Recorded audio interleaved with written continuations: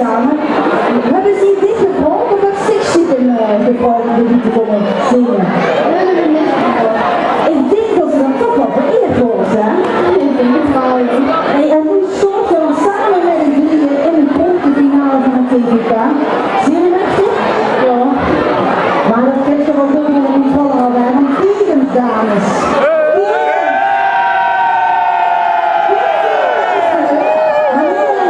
De ganse zaal heeft nog ontzettend veel